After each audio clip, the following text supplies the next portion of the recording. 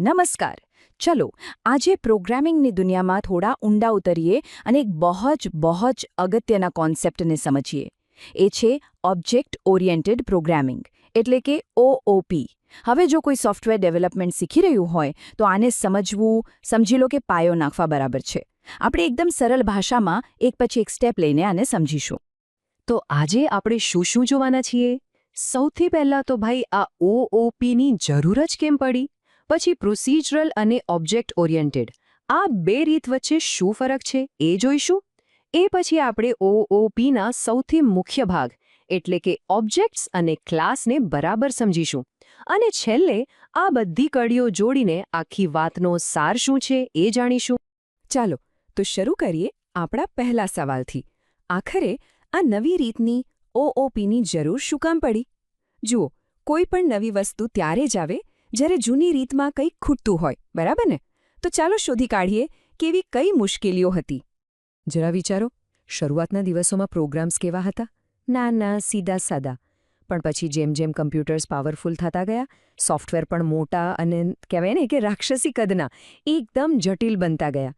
હવે આના લીધે ડેવલપર્સને 4 મોટી તકલીફો પડવા લાગી. એક તો ફટાફટ સોફ્ટવેર બનાવવાનું દબાણ.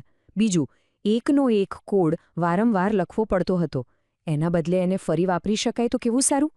ત્રીજું, સિસ્ટમ ભરોસાપાત્ર હોવી જોઈએ. ચાલે ને બંધ થઈ જાય એવું ના ચાલે. અને છેલ્લું, એકવાર સોફ્ટવેર બની જાય પછી એને સાચવવું, એમાં ફેરફાર કરવા એ પણ સહેલું હોવું જોઈએ. બસ આ બધા પડકારોનો જવાબ શોધવા માટે એક નવી, વધુ વ્યવસ્થિત રીતની જરૂર પડી. અને હા, આ કોઈ રાતોરાત આવેલો વિચાર નથી. આનો પાયો તો છેક 1960s માં નંખાયો હતો. પણ એને મુખ્ય પદ્ધતિ બનતા મેડ 1980s આવી ગયા. કેમ? કારણ કે ત્યારે જ સોફ્ટવેરની જટિલતા ખરેખર માથાનો દુખાવો બનવા લાગી હતી. અને આજની વાત કરીએ તો અરે કોઈ પણ મોટી પ્રોગ્રામિંગ લેંગ્વેજ લઈ લો, જાવા, C++, C#, પાયથન, PHP, આ બધાનો પાયો જ ઓઓપી છે. સારું, હવે ઓઓપી શું છે એ બરાબર સમજવું હોય ને તો પહેલાં એ જાણવું પડે કે એના પહેલાં શું હતું. એટલે કે ચાલો પ્રોગ્રામિંગની જે જૂની પદ્ધતિ હતી, પ્રોસિજરલ પ્રોગ્રામિંગ, એની સાથે આની સરખામણી કરીએ. આ બંને સમજી લો કે કોડ લખવા માટેની બે તદ્દન અલગ વિચારધારાઓ. આ બંનેમાં સૌથી મોટો ફરક છે ફોકસનો. જૂની એટલે કે પ્રોસિજરલ પ્રોગ્રામિંગ એ ક્રિયાઓ પર ધ્યાન આપે છે. મતલબ શું કરવાનું છે એના પર. એમાં ડેટા અલગ જગ્યાએ હોય અને એના પર કામ કરતા ફંક્શન્સ અલગ જગ્યાએ. જ્યારે ઓબ્જેક્ટ ઓરિએન્ટેડ પ્રોગ્રામિંગ આપણી આસપાસની દુનિયાની જેમ વસ્તુઓ પર ફોકસ કરે છે. એમાં ડેટા અને એ ડેટા પર કામ કરતી ક્રિયાઓ બંનેને એકસાથે એક જ ડબ્બામાં એટલે કે એક ઓબ્જેક્ટમાં પેક કરી દેવામાં આવે છે. આ વાતને એક ઉદાહરણથી સમજીએ તો એકદમ ક્લિયર થઈ જશે. માની લો કે આપણે લાઇબ્રેરી માટે એક સિસ્ટમ બનાવી છે. જો આપણે જૂની પ્રોસિજરલ રીતે વિચારીએ તો આપણે શું કરીશું? આપણે રજિસ્ટર સ્ટુડન્ટ જેવું ફંક્શન બનાવીશું, ઇશ્યુ બુક જેવું બીજું ફંક્શન, કેલ્ક્યુલેટ ફાઇન જેવું ત્રીજું ફંક્શન, બધું ક્રિયાઓ પર આધારિત. હવે એ જ વસ્તુ ઓઓપીમાં કેવી રીતે થશે? અહીં આપણે પહેલાં વસ્તુઓ વિશે વિચારીશું. લાઇબ્રેરીમાં શું હોય? સ્ટુડન્ટ હોય, બુક હોય, લાઇબ્રેરિયન હોય. તો આપણે આ બધાના ઓબ્જેક્ટ્સ બનાવીશું. દરેક ઓબ્જેક્ટ પાસે પોતાની માહિતી અને પોતાના કામો હશે. અને પછી આ બધા ઓબ્જેક્ટ્સ એકબીજા સાથે વાત કરીને આખી સિસ્ટમ ચલાવશે. ઓકે, તો ચાલો હવે સીધા જ ઓઓપીના હૃદયમાં જઈએ. એના સૌથી પાયાના બિલ્ડિંગ બ્લોક એટલે કે ઓબ્જેક્ટને સમજીએ. એક વાત પાકી છે, જો ઓબ્જેક્ટ શું છે એ સમજાઈ ગયું તો સમજી લો કે ઓઓપીનો પાયો પાક્કો. તો સવાલ એ છે કે આ ઓબ્જેક્ટ છે શું? એકદમ સાદી ભાષામાં કહું તો આપણી આસપાસની કોઈ પણ વસ્તુ જે વાસ્તવિક હોય. એ કોઈ ભૌતિક વસ્તુ પણ હોઈ શકે, જેમ કે કોઈ માણસ, કોઈ ગાડી કે હાથમાં રહેલી પેન, અથવા તો એ કોઈ અમૂર્ત વિચાર પણ હોઈ શકે, જેમ કે કોઈનું બેંક એકાઉન્ટ કે પછી આજની તારીખ. બસ શરત એટલી જ કે એની પોતાની એક આગવી ઓળખ હોવી જોઈએ. કોઈપણ ઓબ્જેક્ટને આપણે 3 ભાગમાં વહેંચીને સમજી શકીએ. પહેલું છે એની આઇડેન્ટિટી એટલે કે એની ઓળખ. એ કોણ છે જેનાથી એ બીજા બધાથી અલગ પડે. બીજું છે એનું સ્ટેટ એટલે કે એની સ્થિતિ. એ શું છે, એની લાક્ષણિકતાઓ શું છે.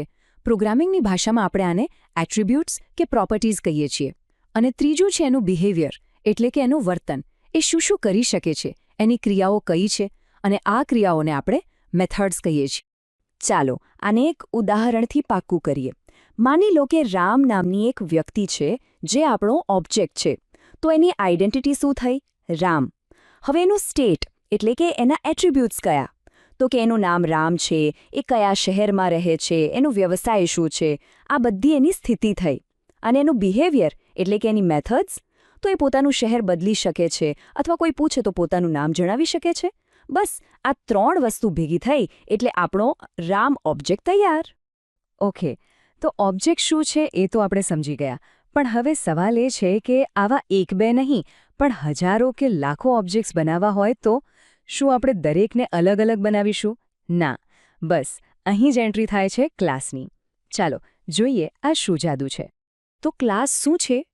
એને તમે ઓબ્જેક્ટ બનાવવાનો એક નકશો, એક બ્લુપ્રિન્ટ સમજી શકો છો. એકદમ સાદું ઉદાહરણ આપું.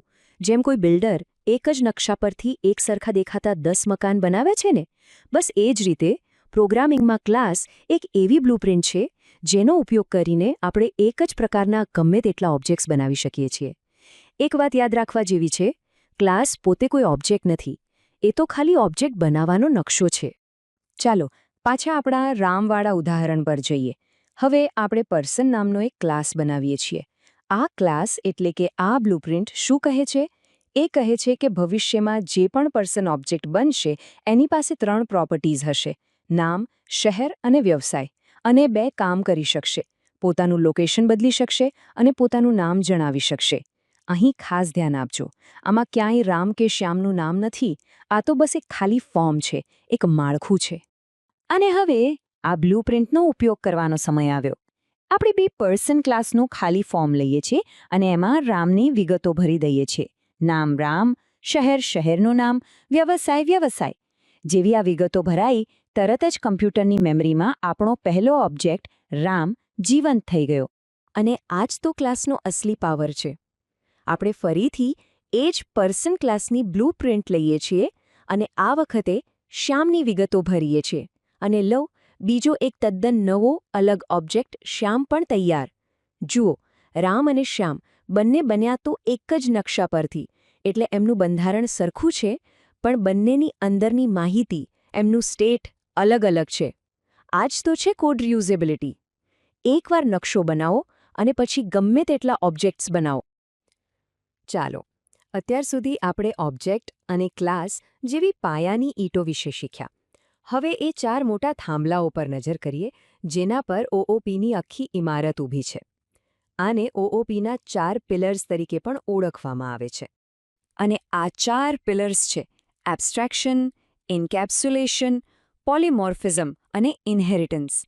હવે અત્યારે આપણે આ ચારેની फ्रेंड्स, इस वीडियो को पूरा देखने के लिए आज ही फ्लेक्सी टीचर ऐप सब्सक्राइब करें, जहां आपको मिलेंगे animated videos, digital books, text book solutions, notes, DPP और क्विज. और हाँ, flexi teacher app mobile, TV और कंप्यूटर पर अवेलेबल है.